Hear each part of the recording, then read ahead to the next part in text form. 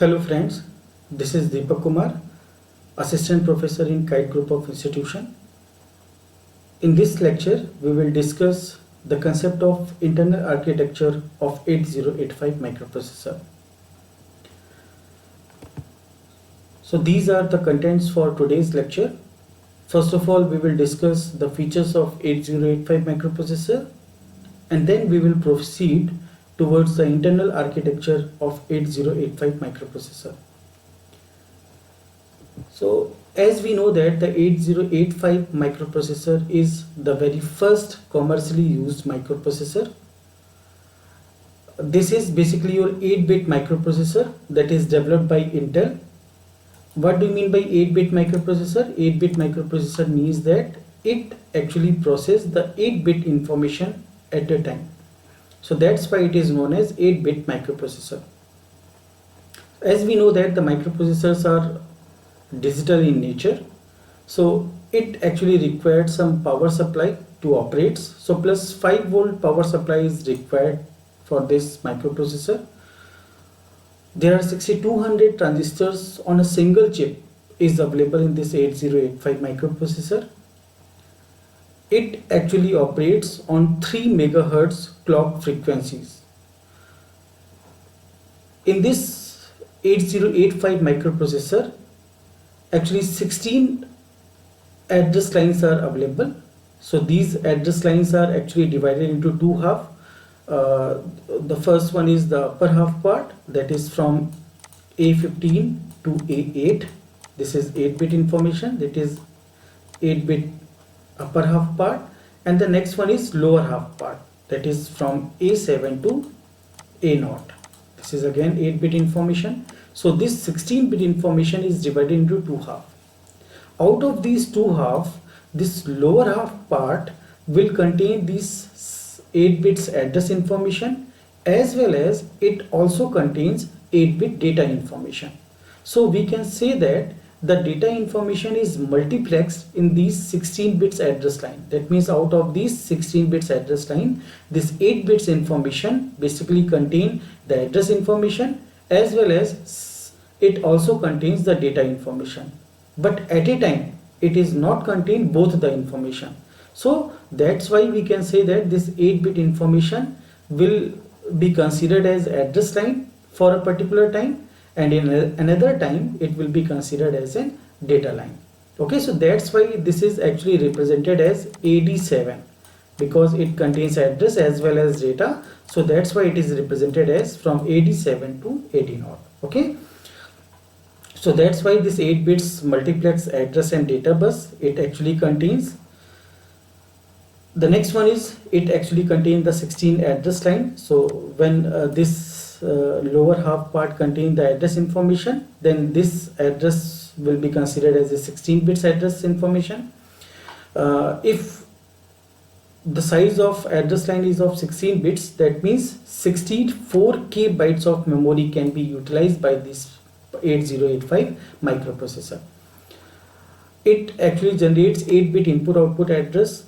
Hence 2 to the power 8, that is 256 input output ports can be supported by this microprocessor. This microprocessor also handles the external interrupt. There are 5 types of external interrupts are available.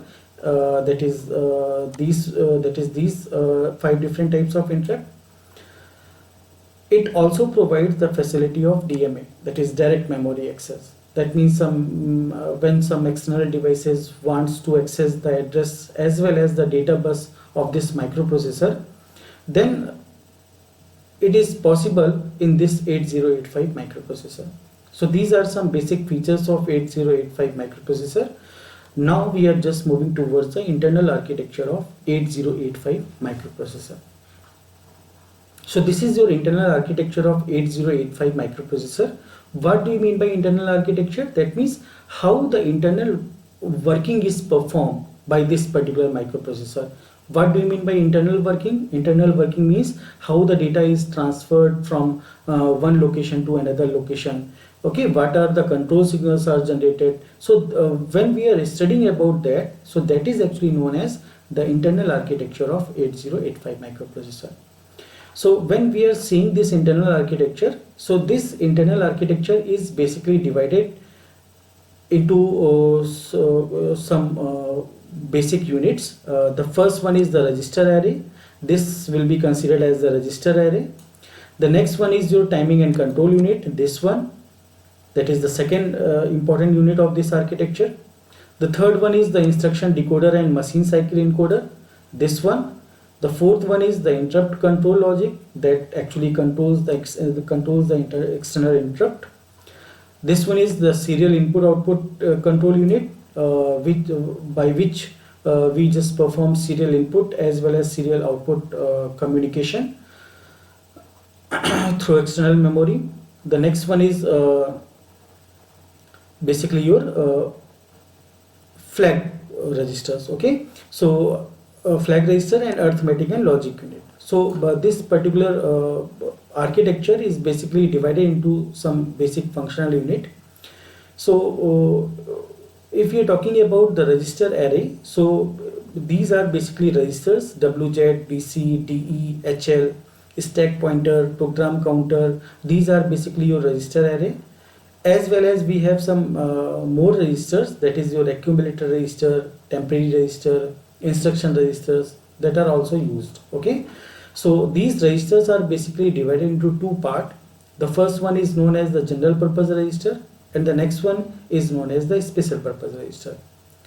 General purpose registers means the registers that are available to the programmer, that is for us. If we are accessing the particular register, that means that is your general purpose register. If we are not able to access a particular register, so that registers are actually known as the special purpose registers. That registers are actually used by the microprocessor, and the general purpose registers are basically used by the user, or we can say that the developer, or we can say that the programmer. Okay, these basically timing and control signals are basically used to provide the control information to all the unit of this particular microprocessor. Either it is registers, either it is arithmetic and logic unit, either it is interrupt control unit. So it basically provides the control signals to all the particular component of this architectures. Internal interrupt control basically control the external interrupt. As I told you that this basically provide the communication, serial communication in between the microprocessor as well as the peripheral devices. This instruction decoder and machine cycle encoding basically decode the instruction. That means identify the meaning of a particular instruction. And this arithmetic and logic unit basically used to perform arithmetic and logic operations on a particular information. So these are some functional unit of this 8085 microprocessor. Now we are just discuss the working of this 8085 microprocessor with the help of an example. Let's suppose if we want to add two numbers in very high level language. So what we do, we generally use a variable, that is C, and here we just perform the addition of these two variable. That is, first data is available in A, the second data is available in B. We just perform addition and the result will be stored in this C register, C variable.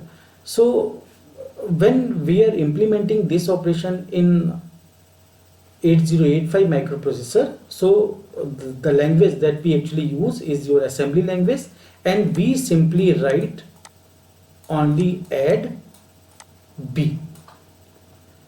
When we have written add B, then it is understood that it is nothing but it is equal to A plus B, and the result will be stored in A.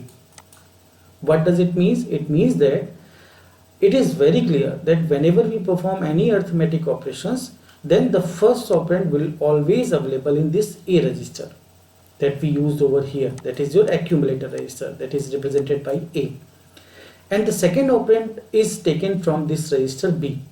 We just perform addition and the result is again stored in this particular register A. Whatever the result that we obtain, that will be stored in this register A. So that is actually the meaning of this instruction. Okay, so that's why here in arithmetic and logic unit, the first operand is always available in this register A, So first operand is provided by this register A, and the second operand will be provided by this temporary register. And in this temporary register, the register B content is moved. Okay, so microprocessor basically execute the instruction in instruction cycle. Okay, so when we are talking about instruction cycle, so in instruction cycle we have three basic steps. So the first one is the fetch, the next one is the decode, and the next one is your execute. First of all, we just fetch the instruction from where? From main memory. Then we decode the instruction, that means identify the meaning, identify the OP code, that what actually instruction wants to perform. And after getting the information, after decoding it, the microprocessor execute that instruction. And after that, the next instruction will be fetched, it will be decoded and executed. After that, next instruction will be fetched, and the same sequence will be followed. Okay, so let's suppose if we have this memory, this is your main memory. So this basically contain the program information as well as it contain the data information. Okay, that is also available in this particular main memory, as well as it also contain the stack memory also. Stack memory is also available in this main memory. Okay, so how this instruction cycle is executed? So let's suppose here we have a set of instruction. Set of instruction is nothing but that is your program. So how can you differentiate between program and data? Let's suppose if we are using a WhatsApp. So WhatsApp is what? WhatsApp is basically an app. App means what? That is your software, that is your program. And the messages that are available in WhatsApp, that is your data. Okay, so here the execution is actually start from this program counter. So program counter basically contain the address of instruction that is actually fetch. Okay, so this program counter basically contains the address of very first instruction. So this address information is placed to the address bus. We just move toward this particular memory location and we just fetch the instruction. So this instruction will be fetched and this instruction will be placed to the data bus. As I earlier told you that the system bus basically contains the three type of buses: address bus, data bus and control bus. Address bus basically contain the address information, data bus contain the data information, and control bus basically contain the control information. So address information is placed to the address bus, the microprocessor will move toward this particular location and this instruction will be fetched. After fetching the instruction will be placed to the data bus and then it will move towards the internal data bus, and from this internal data bus the data will be moved toward this instruction register. That means now the instruction will be moved toward this instruction register. After that, this instruction will be moved toward this instruction decoder, which decode the instruction. That means find out what is the OP code of this instruction. That means what is the meaning of that instruction. So let's suppose this instruction is your add B. That means right now the microprocessor understand that this instruction is actually wants to perform add information. So after that, this decoded information is sent to this control unit. When this information is received by this control unit, then this control unit provide the control signals to all the components. Okay, so what it actually do, it will activate register B. It will tell this register that please provide your information. Then this register B will provide it 8 bits information to this data bus, and from this data bus this information is moved towards this temporary register. Okay, and from this temporary register this information is moved towards this arithmetic and logic unit. So that is the content of register B, and we know that the first operand is always A. Then it will activate this accumulator and tells this accumulator that please provide your information. Then this accumulator register will provide their information to this arithmetic and logic unit. Okay, so now this arithmetic and logic unit basically have two operand, that is A, and from temporary register, that is the content of B, it will perform addition, and after addition the result will again store in this accumulator register. So this control unit again activate this accumulator to store the result. Then this result will be placed to this data bus, and from this data bus the result will be placed towards the accumulator. So this is the execution of one complete instruction. So first of all, the instruction will be fetch. How it will be fetch? It will be fetched by this program counter informations. We will move towards this memory location, fetch the instruction, and then we will execute it. Okay. So when the first instruction is fetch, after fetching the instruction, the program counter value will automatically incremented with the help of this incrementer and decrementer address latch. So after that, after fetching this instruction, the program counter is basically pointing to the next instruction. So now the same procedure will be followed for this instruction also. And after completing of this instruction, the next instruction will be fetched, and so on. So in this way, the instruction will be executed with the help of this 8085 microprocessor.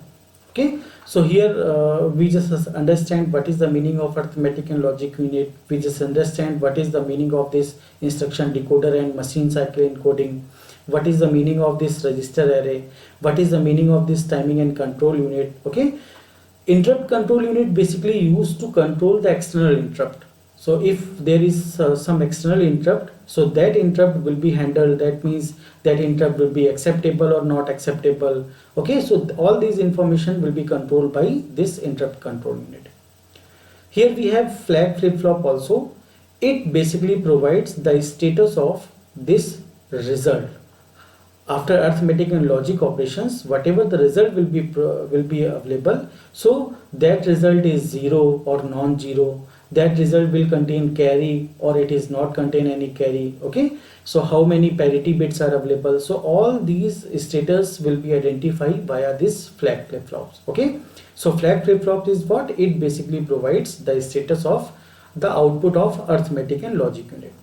Okay, whatever the result is available, so what is the status of that result? Is it 0? Is it non-zero? Is it positive or is it negative? All these information will be represented by this flag register. Okay, here we have address bus buffer and data / address bus buffer. As you know that the address basically contains 16 bits information. So that's why this is stack pointer, program counter, what it contains? It contains basically the address. So that's why its information is of 16 bits. Okay, so we know that the 16-bit information is divided into two parts. Out of these 16 bits, 8 bits will be used as a data bus also. Okay, so, but at the same time it will not contain the address information as well as the data information. For some particular time, this 8-bit will be considered as an address bus, and for some another time this 8-bit will be considered as a data bus. Okay, so this is basically the meaning of this address bus buffer and data bus buffer. So this is all about your internal architecture of 8085 microprocessor. So these are the references for this particular lectures. So in next lecture we will discuss the concept of pin diagram of 8085 microprocessor. So till then, thank you so much.